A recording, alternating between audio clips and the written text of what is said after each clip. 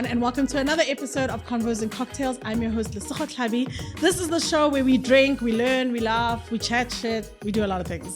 My guest today is Lungile Thabethe. I will tell you why I brought her here. Hi, babes. Hey. Please can you tell us what your cocktail, because, Apple juice. Okay, so I was why are we going to do drinking apple juice or water, but apple juice since I'm being festive today. Okay, so we'll get into why it's apple juice. But yes, we are not drinking for this episode. But there's a reason. It's not. I mean, I like me a cocktail, but it's fine. So we are here to speak about body politics. We're here to speak about weight loss surgery. I think there's a lot of stigma when it comes to weight loss surgery. There is, yeah. So before we even get started, why did you decide to even be public about, I guess, your choice? I wanted to be public. I think I have moments where I just sporadically expose a very intimate part of my life, whether it be my skincare journey or my weight loss journey now.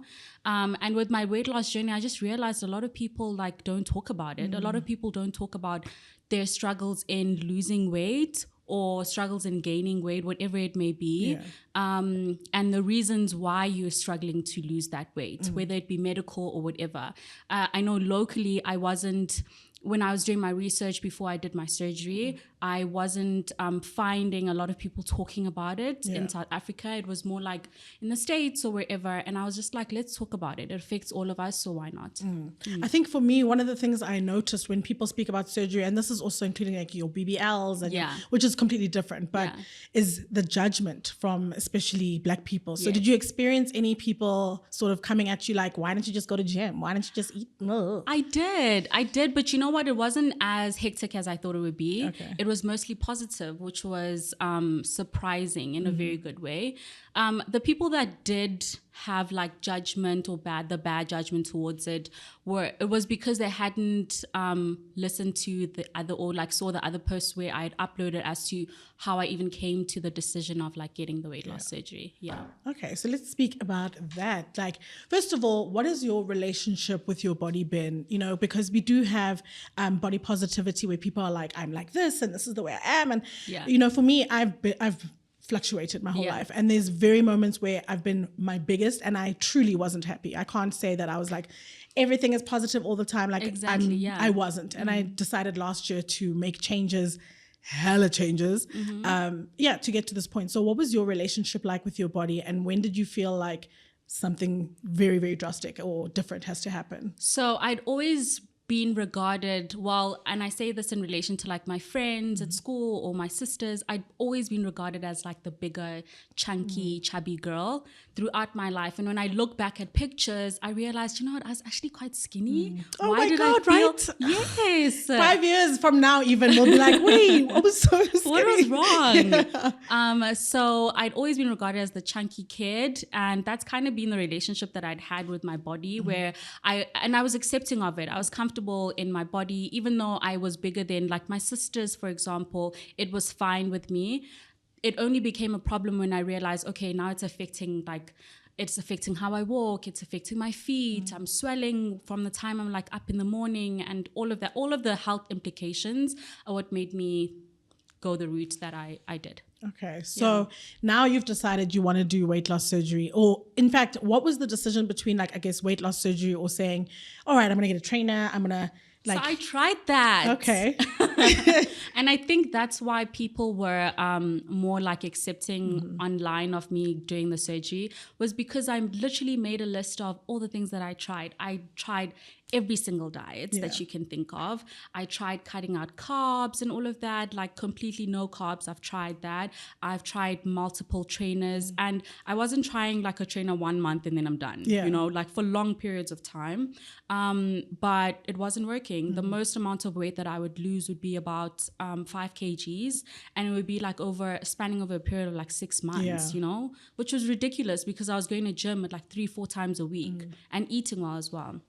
Then I started off by going to my GP, who also put me on different like weight loss programs. There was one where I was taking pills every day, another one where I was injecting myself every day. I feel like I've done all of those ones. So I literally tried everything until it got to a point where I was like, okay, nothing is working now. Like I literally have tried every single option and nothing is working out. So I ended up going to a nutritionist who then did like a full analysis of like what's happening with my body, did blood tests and all of that.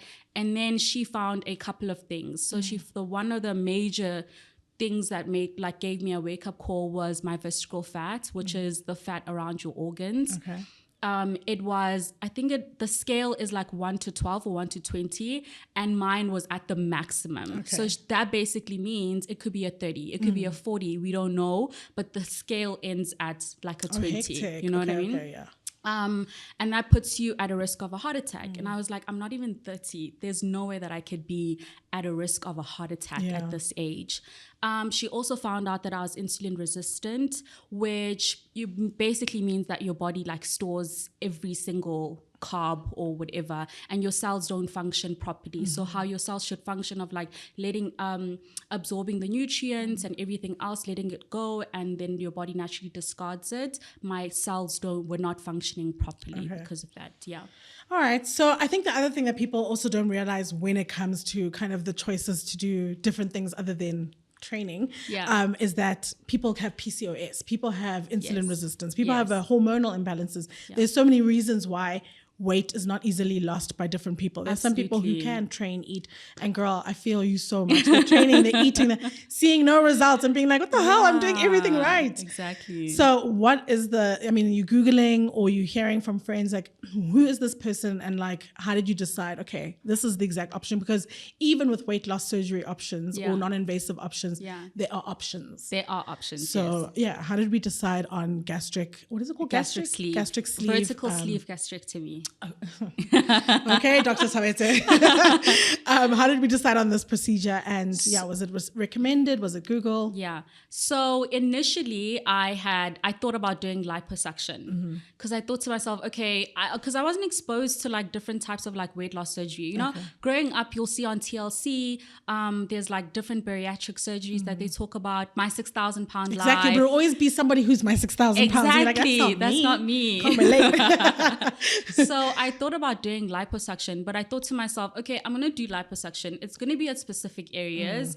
And yes, I'll be slimmer there, but it's not going to target what my actual problem is. I'm still going to be big. Yeah. And my problem was being big, especially because I'm 160 centimeters high, like tall, you know what I mean?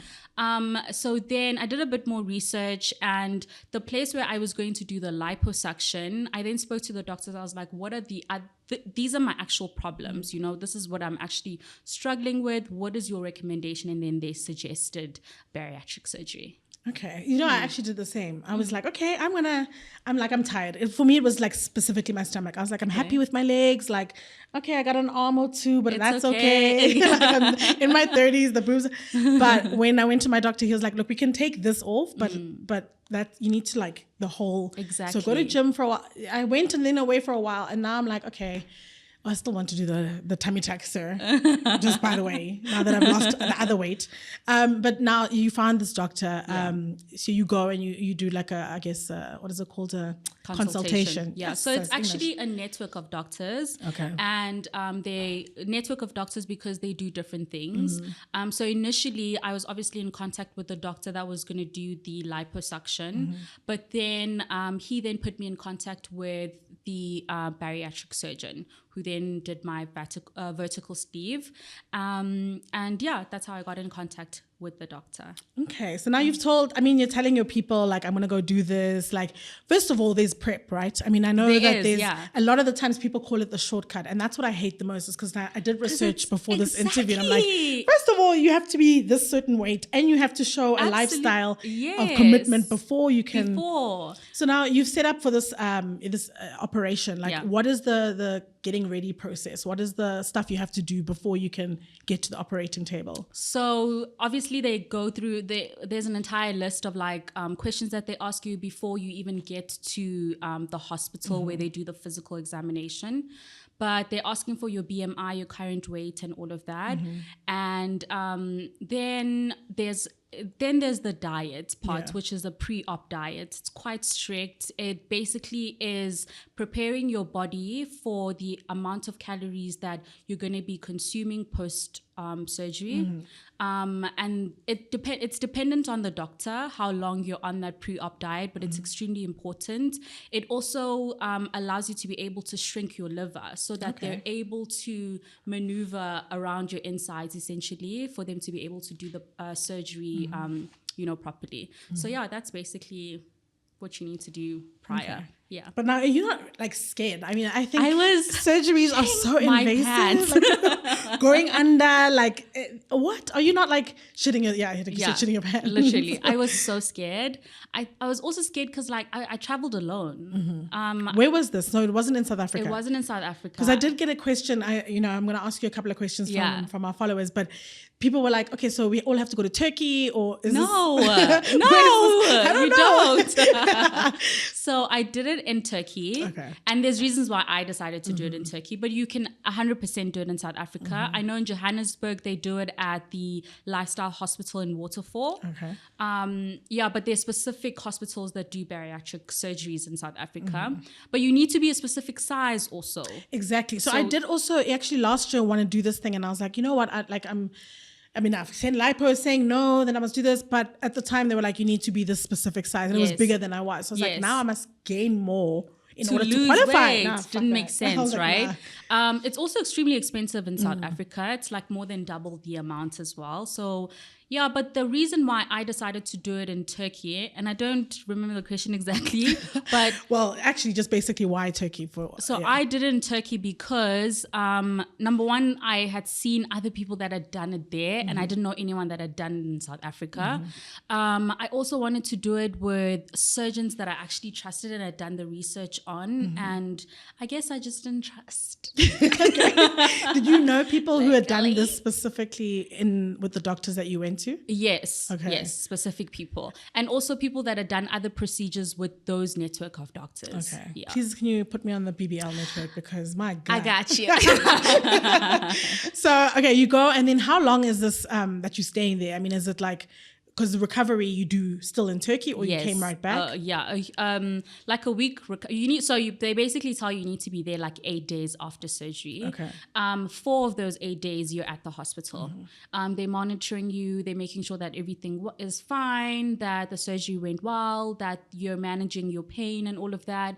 And then 4 days at the hotel afterwards. Yeah. Okay, so I want to speak a little bit about the psychological aspect of weight loss in general, but also the weight loss surgery. So is there any part of it that they kind of ask you questions to do with, yes, we're going to give you the surgery, but if you don't fundamentally also change your relationship with food maybe, or your relationship with your body, this might be something you have to come and now do every 4 years. So is there that element of it? Yes, that's a real thing. So when I got to Turkey, I sat down with my doctor and she had a very frank conversation with me. They're also monitoring like your psyche at this point.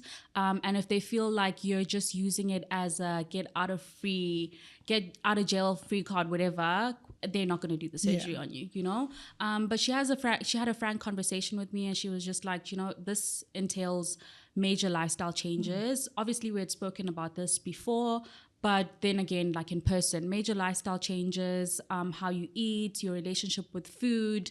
If you're using food as like comfort, which is what I was doing, it's not everything changes post-surgery. And she tells you just like, even consuming alcohol, if you consume alcohol, family gatherings will never be the same. That's why it's important that your support system fully understands what the surgery is about, and what it means, how your life changes post-surgery as well. Yeah. Okay, so now you've obviously decided to do the surgery. You've gone the psychological sort of check route. But what was your relationship with your family sort of during this process? Because I know now you've got I know, I don't know if you have other siblings. I do. Okay. I have 4 sisters. Okay. Yeah. So now you've spoken to your sisters, and obviously, like, are they joining you on this journey? Is it like, okay, guys, this household is all going to be, I mean, I don't know if you have a partner or friends where you're like, I saw your post the other day where you said you're not going to date anyone until Jesus himself says, Literally. this is my homeboy. But yeah, how much other people do affects, what you have to do? So my family I've always been like the black sheep in my family. I kind of just do my own thing, and they have always been super supportive. So it was no different with this as well. Obviously I had to explain to them what it's all about. And they then did their own research, which was great. But yeah, I explained to them like the changes afterwards, like family gatherings and food. And if I'm sad, Ayanda, you can't offer me ice cream, like, things like that. And they were super supportive, and they continue to be.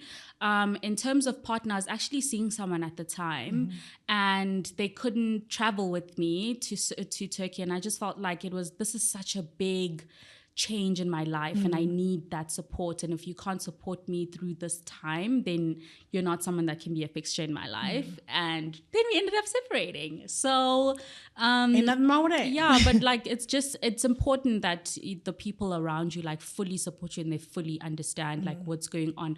They physically support you, not just to say, oh, I have got your back on the phone. Do you know what I mean? Yeah. Okay, cool. So one of the things we spoke about, obviously you did the operation in Jan. I did it in June. 20th of June. Yeah.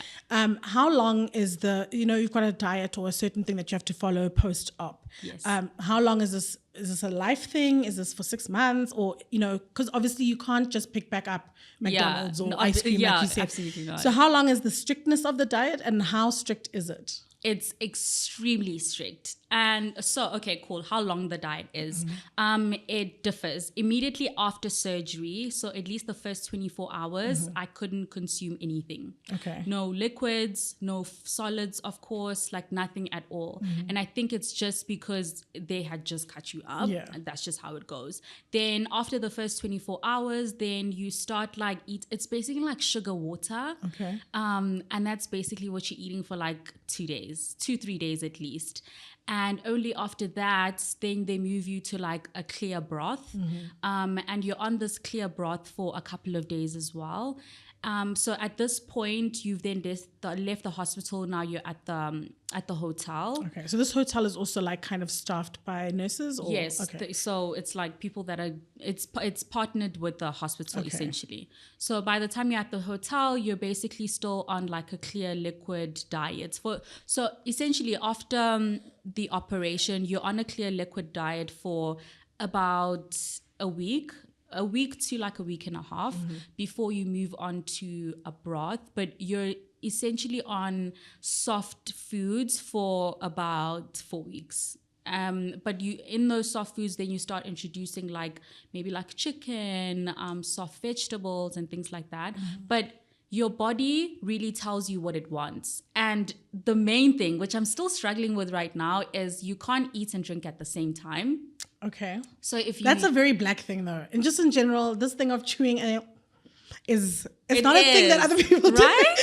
It really is. So you can't eat and drink at the same time. You need to have your liquids 30 minutes before you eat. And then after eating, you can only have liquid 30 minutes after that. Okay. And the reason for this is when you think about like a tube, and if you've eaten something, you've mashed it up, whatever, it's at the bottom of the tube. If you drink water, it's going to wash out everything that you've just eaten. Okay. So essentially, to give your body enough time to absorb all the nutrients that it needs from your foods, that's why you can't drink immediately after eating, so that it doesn't wash everything out immediately. So now, I mean, obviously non-alcohol and all these things are part of your... No alcohol for 6 months post-surgery.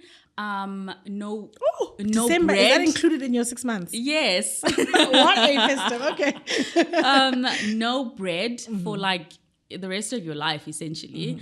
No carbonated drinks as well. Sure, I want to do this. And the reason for the carbonated drinks and the bread is because it stretches your pouch. Okay. And anything that could potentially stretch your pouch could mean that you could gain the weight again. And some people need to get repouched, which means that you're getting the surgery again, because it's made out of skin, muscle, your organ. And if they're cutting 80% of that, it can still expand. Okay, so let's actually talk about the surgery itself now. Like, what is the gastric sleeve?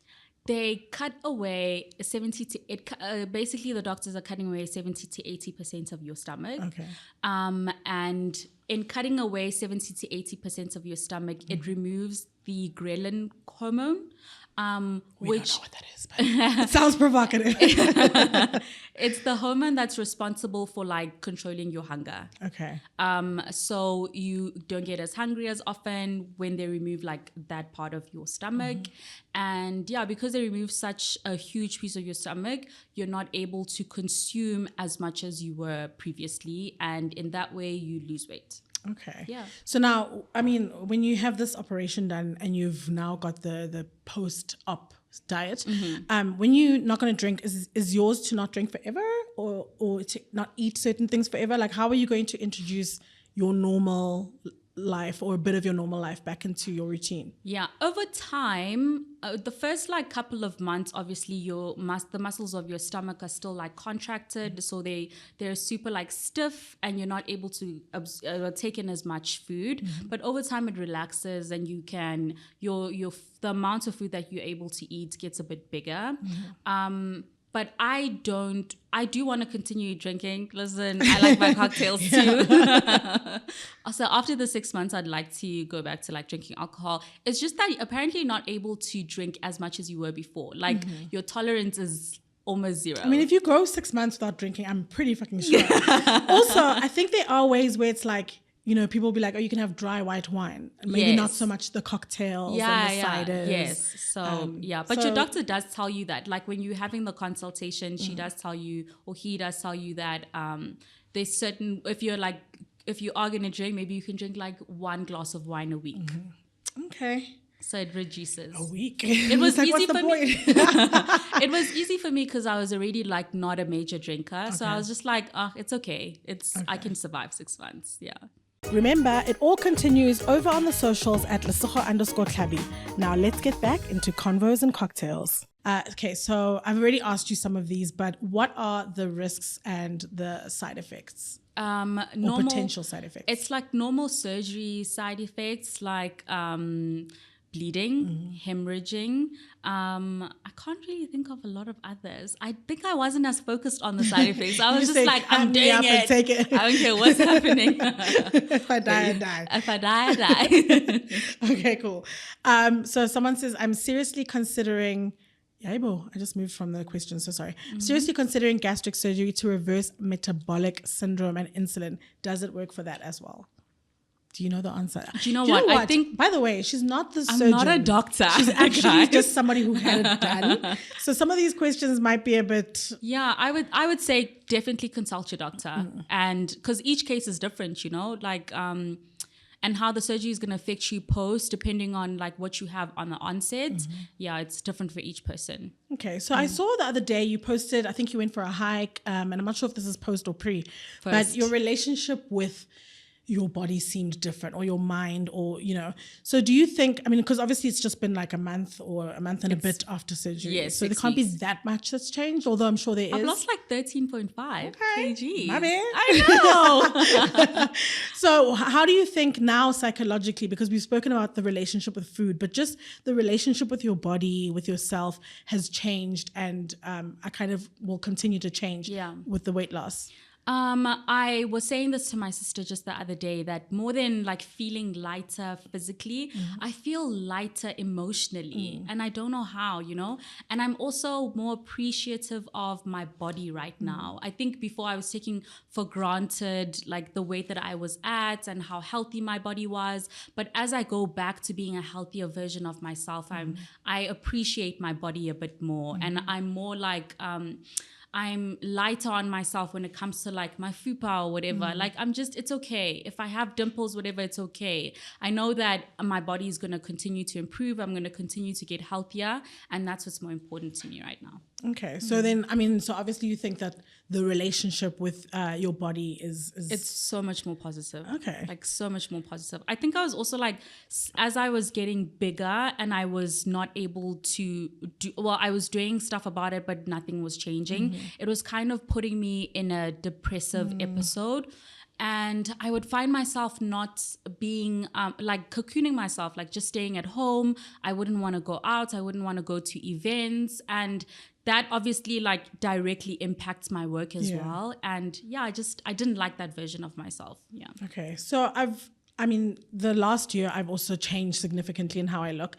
And one of the things I actually hate is how much my interactions have to do with my body and how much I've noticed that people are nicer to you, when you've lost weight. This is true. It's so crazy. It's not nice. It's actually not nice. I'm just like, first of all, like people will be like, you're so pretty now. I'm like, I actually got a comment on my Instagram saying to me, oh, you're so confident now. And I was very quick to shut it down. I was like, I've always been confident. Don't get it mistaken. Exactly. Yes, I've lost a bit of weight, but I have always been this girl. Nothing has changed, actually. Especially with that, you're pretty now. I was like, girl, get it together. I didn't have a stage where I wasn't pretty. Exactly. But even I think the relationship with going to the shops, the relationship with how people treat you, like whenever I've posted controversial content, which is basically my entire life, the first thing people will do when they don't agree is go for my body. It's like, oh, well, shut the fuck up, fat bitch. Like all these things. It's changed so significantly, which is very sad. It is. It's horrible. So has sort of your relationship with other people, and I don't mean the people around you and the people you love, but just in general, the comments, the compliments or the insults, whatever it is, has that grown and changed since the surgery? Not necessarily. Okay. I'll be very frank. It hasn't really. I do get the comments on whenever like I speak about, oh, I've lost this much weight so far since having my surgery. Then I'll get people who are interested in the surgery itself will comment and be like, oh my God, you look so good. Can you give me more insight basically on the surgery for whatever reason? I'll get those comments, but it's my social media is generally positive, and I like keeping it a positive space. Good for you.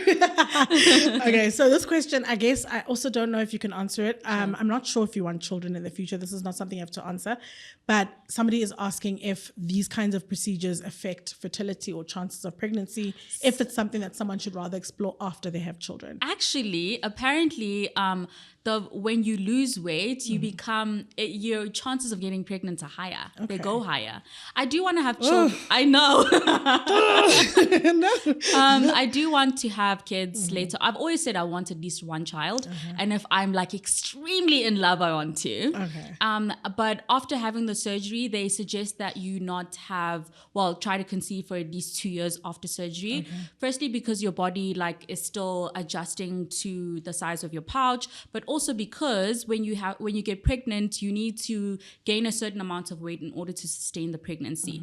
And you may not be able to gain that weight if you've just had surgery. So that's why they say at least give it 24 months, wait, and after that, then you can try again. Okay, Lungile, that's your challenge. Wait 24 months. I have no problem, girl. You never know. Let me tell you, next thing you meet someone on your way out of here, and I'm then just like, love of your life, come to the studio.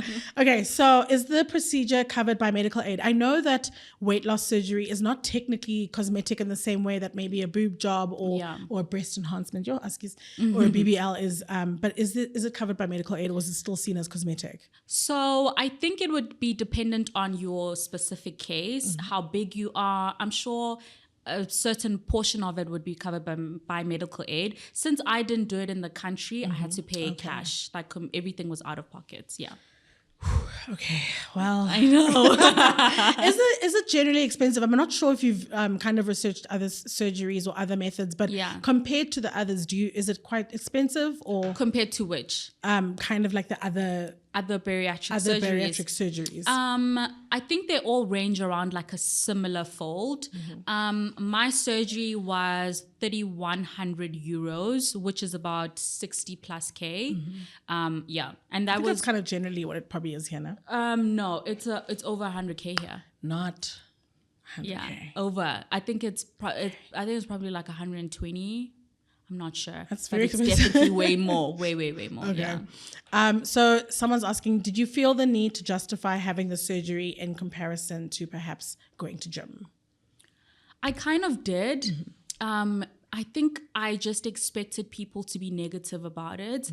Generally, I think in South Africa, people are a bit more conservative. So anything that has to do with like changing your body and whatnot, for whatever reason, the first reaction from social media is just negative, you know? I mean, just in general for everything. In general, wow, exactly. What a stupid ass country we are. Yeah. So I for that reason, I did feel like I had to say, listen, I'm having this surgery. I want to share this with you guys, but I'm having the surgery because I've tried 1, 2, 3, and 4, and it hasn't worked. And I think then it's also people are sad like, that you have to kind of justify it. Actually, Exactly. I'm having the surgery because I want to.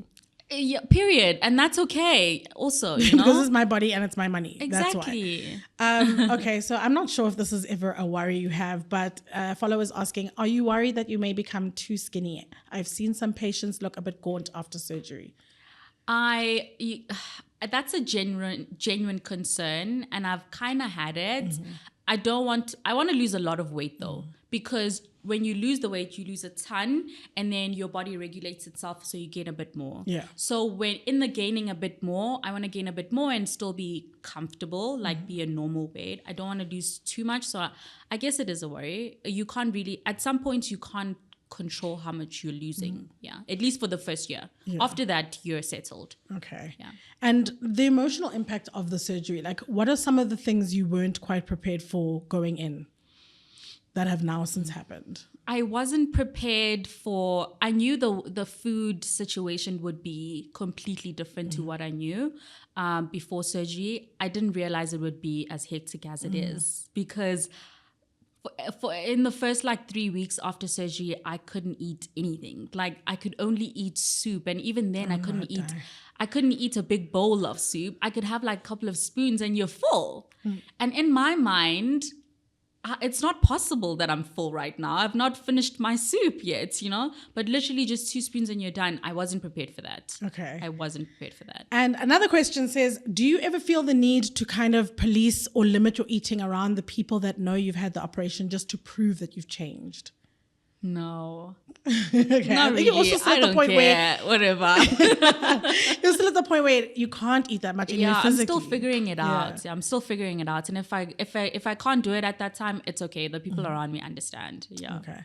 So now there's another question. See the Ozempic craze that's kind of hit, I guess, Hollywood. Not Yes. sure if it's hit Yeah. that hard here. But the question is kind of why opt for surgery instead of going the injections route? Ozempic route. yeah, So I Ozempic did route. explore that actually. But when I was doing my research, Ozempic is for diabetics, and I didn't want to get on any form of medication if I don't have that sickness or have that condition or whatever, you know. I'm not diabetic. I was pre-diabetic, but there was no reason why I would be using diabetic medication if I'm not. And also, when we're talking about Ozempic, because everyone is jumping on this Ozempic thing, there's shortages of it. So people that are actually diabetic then can't access this medication that they need because people are trying to lose weight, and that's not how it's meant to be. Yeah. This is very true. Okay, so I think one of the last questions I'm going to ask from this section. Okay, I can't ask you about a C-section because you don't know. No. But it was asking if it's more painful than a C-section. I have no idea, we don't girl. know the I have answer. no idea. None of us have experienced the C-section. So what is the weight? Because you said in South Africa you do have to weigh a certain amount. Do you know what that amount is? Just because someone wants to know, what is the certain weight I have to weigh to I be think able your to qualify? BMI has to be between 38 and 40 Okay. or above that in South Africa for you to be able to do it. Okay, I don't know what that means, but do your research Your- also. I mean, people must also... Yeah, you know, do exactly. Like, meet us halfway. Do you think this will affect your mental health, like going forward? Like, how do you think it will how it will change how you perceive yourself? Yeah. For yourself, but also how you are in the world? Definitely. I think like how I perceive myself. Because like you said before, you're already confident. This is not something... Yeah. but I do think... personally have, from my experience, always been confident, but there's just a different kind of confidence, I think, that comes with. Yeah. I think you're right. There's a different type of confidence when you're confident in your body as well and how you appear, and especially if you're in the public space. So it affects my mental health in that regard, where I feel more comfortable being out there and I feel I'm going out more. Like I'm comfortable being around people. I'm confident in what I wear and whatnot. But for my family, I remember when I was telling them that I'm having this surgery, they were really concerned about like, how are you going to, because I was using food to cope a lot as well with like any emotions, whether I'm sad, whether I'm happy, I'd eat. You know what I mean? So now that I can't eat, how are you going to be able to cope, you know? So very familiar. Yeah. So the condition with my family on me doing the surgery was, you need to have set up the support system prior to going and having the surgery. So you need to have a therapist and all of that set up and ready to support you. Yeah. I think one of the things that people also don't realize about losing weight is the relationship the world has with you. Yes. One of the things I found most stressful before I lost quite a bit of weight was shopping. It's supposed to be a nice, fun, girly thing that people do, but shopping. I could not. It made me sad than anything. I've cried in many a change rooms. Just because they'll say size 16 and that was in my head my size. I need an 18. And then, or even I think I need a 16, but this is not a fucking 16. It doesn't fit. Exactly. Not, it was horrible. Designers. I've had. That's a whole other thing. Yeah, sweetie, that's a whole other thing. Or like you want to get styling, and then you find a dress that you love, but now you have to buy fabric that's going to match the dress because they need to extend it on the sides. That's if you even find it. I did a magazine shoot once, and they catered only for certain people. I had to go home and get my own dress from home. No, and I was like. What? And it just feels embarrassing as well. Exactly. Because also this was something I pre-planned. They knew I was coming. It wasn't a surprise. Yeah. Anyway, so I hope that the world is also kinder. I think it sucks that body politics goes hand in hand with how people treat you. But there's such a difference with how I navigate the world now just because of how much kinder the world is. That's true. And I think that's a big part of why I think body politics and is so important. Yeah. But how do you think this is going to, not from even just a personal perspective, but just in general, the reasons why you did this operation was for a lot of reasons. But how do you think it's going to change your life moving forward? I think it's going to allow me to navigate a world that wasn't suited for me at the size that I was, you know? Getting into spaces and feeling beautiful, not only the closest people telling you're beautiful, but people that you don't know telling you're beautiful. It does something to you, which is quite sad actually. But unfortunately, the world is just not suited for people that are big. Even getting on a flight, getting on a flight and you feeling like, oh, I hope I'm not next to someone that's big as well because we're gonna struggle together. You know, now we're both tight. You know, that's what I mean about navigating a world that's just not suited for you. Has this ever affected you kind of in your dating? Because now you said you obviously had a partner before. Is there a difference in Lungile from before? And again, it's only been quite a short time. But is there like a difference just in the dating scene for you? Do you know what? I think like not because my physical physique has changed, but more so because I'm lighter, I'm happier. So I think that naturally just attracts people, you know. You want to be around someone that's happy and like cheerful and whatever, as opposed to someone that's sad and conscious about like hiding their belly or whatever, you know. So I think in that regard, it has changed my dating experience. Yeah. I think one of the things I noticed, which we don't want to talk about, but people are superficial. I think all of us are. We all want an attractive partner, whatever that means to us. Yeah. For me, it just felt like it opened the scope of who I was attracting, because before I was, like I said, very confident, very whatever, but there was a limit to who was like, okay, I would date someone.